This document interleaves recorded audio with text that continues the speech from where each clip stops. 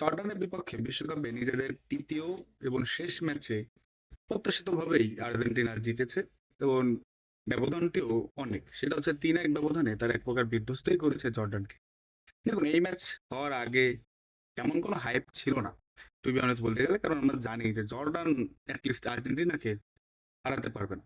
Even draw করতে পারবে না। হ্যাঁ, অনেকে বলবেন যে গতবার তো সৌদি আরব হারিয়ে দিয়েছিল। সেটা কখনো, কখনো হয়। কিন্তু সববার হয় না। আর্জেন্টিনার যে টিমের ফর্ম এবার বা স্পেশালি লিওনেল মেসি যে ফর্মে রয়েছে, জর্ডানের পাত্তা পাওয়ারই কথা ছিল না এবং সে তাই হয়েছে। এই ম্যাচের শুরুতে আমরা জানতাম যে লিওনেল মেসি পুরোটা সময় ধরে খেলবে না। কোচ স্কলানি কিন্তু আমাদের জানিয়েছিল যে এই ম্যাচে বেঞ্চে থাকবে লিওনেল মেসি। তবে মানুষের আশা তো আর ফুরায় না, এবং যেহেতু কোটি কোটি ভক্ত রয়েছে লিওনেল মেসি, তারা কিন্তু লিওনেল মেসি নামবে হয়তোবা কারো বদলি হিসেবে নামবে এরকম প্রত্যাশা নিয়ে খেলা দেখছিল, এবং তাদের প্রত্যাশাও পূরণ হয়েছে। ম্যাচের 60 মিনিটেই লিওনেল মেসি মাঠে নামে এবং তিনি যে ৩০-৩৫ মিনিট খেলেছে, তার কাছ থেকে এমন কিছু এক্সপেকটেশন ছিল না যে এমনি সাধারণভাবে একটু গা গরম বা এমনি খেলতে হবে বলে খেলবে সে। বাট লিওনেল মেসি তিনি এবার যে ফর্মে রয়েছে, তিনি একটি অসাধারণ গোল দেয় ফ্রি কিক থেকে এবং সেটা বেশ দৃষ্টিনন্দনই ছিল।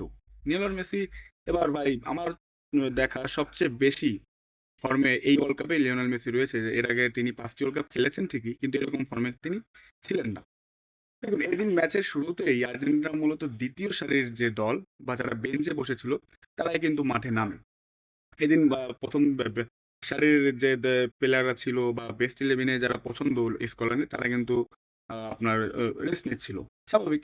কারণ এরপরে নকআউট স্টেজের ম্যাচ রয়েছে, অ্যান্ড বেঞ্চে যারা বসে রয়েছে তাদেরও একটু বাজিয়ে দেখতে হয় যে কখনো যদি মেইন প্লেইং 11 এ একটু ইনজুরি হয়, সেক্ষেত্রে তো এখান থেকেই প্লেয়ার আপনার ইনক্লুড করতে হবে।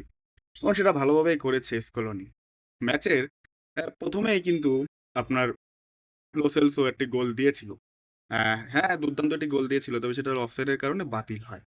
তবে ১৯ মিনিটে লো সেলসো যে গোলটি দেয়, সেটা কিন্তু বেশ দৃষ্টিনন্দন ছিল এবং তিনি ফ্রি কিক থেকে একটি অসাধারণ গোল দেয় এবং এর ফলে আর্জেন্টিনা ১৭ মিনিটেই এগিয়ে যায়। ঠিক তার পরেই ম্যাচের ৩০-৩১ মিনিটের সময় এই লো সেলসোই একটি শট নেয়। তবে সেটা বার পোস্টে লেগে প্রতিহত হয়ে যখন আলভারেজের কাছে আসে, আলভারেজ সেই শটটি আপনার জর্ডানের গোলকিই আটকে দেয়। তবে অ্যা অ্যা ভিআর মাঠের বাইরে রেফারিকে আমন্ত্রণ জানায় চেক করতে, এবং সেখানে দেখা যায় যে আপনার লো সেলসোর মাথায় বুটের আঘাত লাগে জর্ডানের ডিফেন্ডারের, এবং এর ফলে আর্জেন্টিনা স্বাভাবিকভাবেই পেনাল্টি পায়। আর্জেন্টিনার পেনাল্টি ২ টা যেন একে অপরের পরিপূরক হয়ে গেছে। টু বি অনেস্ট বলতে গেলে ওটা পেনাল্টিই ছিল। মানে মানুষ বলে না যারা নিন্দুকেরা যে আর্জেন্টিনা ম্যাচে পেনাল্টি পায়, তো সেটা আপনার পেনাল্টিই ছিল। হ্যাঁ, অনেকে বলবে যে জার্মানির সাথে ইকুয়েডরের ম্যাচে জার্মানির প্লেয়ারকে ইকুয়েডরের প্লেয়ারকে জার্মানির প্লেয়ার বা অ্যা বুট লেগেছিল মাথায়। কই রেফারি তো সেখানে ফাউল দেয় নাই বা এরকম কিছু করে নাই। ভাই এখন এটা যে রেফারির ব্যক্তিগত সিদ্ধান্তের উপর। তবে হ্যাঁ, ভিআর যেহেতু আছে এগুলো মূলত আমার মতে চেক করা উচিত। যেমন ক্রিকেটে আমরা ডিআরএস এ দেখি যে চেক করতে চায়। হোক না হোক চেক করা উচিত। আপনি যদি চেক করেন সবগুলো চেক করা উচিত। আর না হলে কোনটাই চেক করা উচিত না। যাই হোক, স্বাভাবিকভাবে পেনাল্টিতে লাউতারো মার্টিনেজ তিনি গোল পায়, অ্যান্ড লাউতারো মার্টিনেজের এই গোলটি দরকার ছিল। তার নিজস্ব আত্মবিশ্বাস এবং তিনি যে স্কোর করলেন, এর ফলে স্বাভাবিকভাবে পরের ম্যাচগুলোতে তার একটি কনফিডেন্স বুস্ট হবে এবং তিনি আরো ভালো পারফর্ম করবে। ম্যাচের আধা ঘন্টার মধ্যে আর্জেন্টিনা ২-০ তে এগিয়ে যায়। তখনই আমরা ধরে নিয়েছিলাম, আমরা তো ম্যাচের শুরুতেই ধরে নিয়েছিলাম যে এই ম্যাচের ফলাফল কি হবে। বাট ৩০ মিনিট যেতে না যেতেই মূলত আর্জেন্টিনা তাদের জয় নিশ্চিত করে। হ্যাঁ, এরপর অবশ্য ৫৫ মিনিটে জর্ডান একটি গোল দিয়েছিল। অ্যান্ড মূলত ২-১ তখন স্কোর লাইন হয়। হ্যাঁ, এটা অবশ্যই স্কলানির জন্য এটা চিন্তার কারণ যে তাদের ডিফেন্স ভাঙতে সক্ষম হয়েছে ১ম বারের মতো ওয়ার্ল্ড কাপে। এবারের ওয়ার্ল্ড কাপে জর্ডান, এবং তারা একটি গোল দিয়েছে। তবে ৬০ মিনিটে যখন মেসি নামলো, তখন কিন্তু স্বাভাবিকভাবেই কোটি, কোটি সমর্থকরা খুশি হলো আর্জেন্টিনা যে, এবং মেসি ভক্তরা যে মেসিকে তারা মাঠে নামতে দেখেছে। অ্যান্ড মেসি ৮০ মিনিটে যে ফ্রি কিকটি নিল, এবং এই ফ্রি কিকটি মূলত ২ টা দেয়ালের সামনে ২ টা দেয়ালের মধ্য থেকে তিনি গোলটি করলেন। কিভাবে? সামনে আপনার আর্জেন্টিনার ৩ জন প্লেয়ার ছিল এবং এই সাইডে ছিল আপনার হচ্ছে ৪ জন জর্ডানের প্লেয়ার। তিনি এই মাঝখানে যে গ্যাপ থাকে, সেই গ্যাপের থেকে মাঠে ঘেঁষা যে শটটি নিলেন ফ্রি কিকে, সেটা মূলত দেখে মনে হয়েছে যে জর্ডানের যিনি গোলকি, তিনি মূলত অ্যান্টিসিপেটই করতে পারেনি। তিনি ভেবেছিলেন হয়তোবা দেয়ালের উপর থেকে মেসি শটটি নেবে। কিন্তু এই যে মেঝে ঘাসা শটটি নেবে এবং তিনি তার ফুট মুভমেন্টটি ১ম এই রং নিয়েছিলেন এবং তার বডি ব্যালেন্সও কিন্তু রং দিকে ছিল। এর ফলে স্বাভাবিকভাবে তিনি কিছু করতেও পারেনি অ্যান্ড ডাইভও দিতে পারেনি। তো এর ফলে মেসি একটি দুর্দান্ত গোল পায়। এবং এর ফলে এই ওয়ার্ল্ড কাপে মেসির এটা হচ্ছে আপনার ৬তম গোল। অর্থাৎ ১ম ম্যাচে গোল দিয়েছেন ৩টি, পরের ম্যাচে দিয়েছেন ২টি, এই ম্যাচে ১টি। ৬টি গোল তিনি দিয়েছেন। এবং মেসি আরেকটি রেকর্ড করেছেন, সেটি হচ্ছে তিনি ১ম প্লেয়ার হিসেবে ওয়ার্ল্ড কাপ হচ্ছে ৯৬ বছর ধরে, সেখানে ১ম প্লেয়ার হিসেবে টানা ৭ ম্যাচে তিনি গোল করেছেন। মিনিমাম ১টি করে হলেও গোল করেছেন। এটা কিন্তু বিরল রেকর্ড। প্রতি ম্যাচে গোল করা ভাই এটা মোটেই সহজ কিছু নয়। তবে মেসি করে দেখিয়েছে। গত ওয়ার্ল্ড কাপে round of 16, quarter final, semifinal, final goal করেছেন। আর এই ওয়ার্ল্ড কাপে হচ্ছে আপনার ১ম ৩ ম্যাচে। তো মেসি নামলে এখন রেকর্ড হচ্ছে। অ্যান্ড মেসি কিন্তু সর্বোচ্চ যে গোলদাতা বিশ্বকাপের ইতিহাসে, সেখানে নিজের নাম আরো পাকাপোক্ত করছে। কারণ তার গোলের সংখ্যা এখন ১৯, যা সর্বোচ্চ। এই ওয়ার্ল্ড কাপ শুরুর আগে ছিল ১৩, কিন্তু ১ম ৩ ম্যাচে ৬টি গোল করে তার গোলের সংখ্যা এখন ১৯। ঠিক আছে? তো তিনি এখন সবচেয়ে বেশি যে গোলদাতাদের মধ্যে যে তিনি শীর্ষ, সেখানে তার নাম তিনি আরো পাকাপোক্ত করছে, এস্টাবলিশ করছে।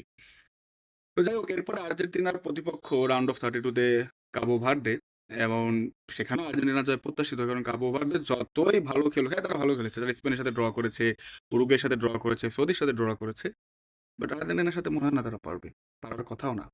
এন্ড যদি পেরেও যায়, অর্থাৎ তারা যদি অ্যাটলিস্ট আর্জেন্টিনাকে ওয়ার্ল্ড কাপ থেকে বের করে দিতে পারে বা নকআউট করে দিতে পারে, সেটা হবে এই শতাব্দীর অন্যতম বড় অঘটন। তবে এই ম্যাচে আপনার লো সেলসও কিন্তু বেশ ভালো পারফর্ম করেছে। লো সেলসও আরেকটি গোলও দিয়েছিল। আর সেটাও কিন্তু আপনার ফাউল হয়েছে। মূলত ২ টা গোল আপনার অফসাইডের কারণে বাতিল হয়েছে। নাহলে আর্জেন্টিনার গোল সেটা আরো বড় হতো। যাই হোক, তবে একদমই খারাপ, একদম আর্জেন্টিনা সেকেন্ড সারির দলের মাধ্যমে ভালো খেলেছে। হ্যাঁ, জর্ডানের বিপক্ষে আর্জেন্টিনা সেকেন্ড সারির দলও কম কিসের? কথা ঠিক।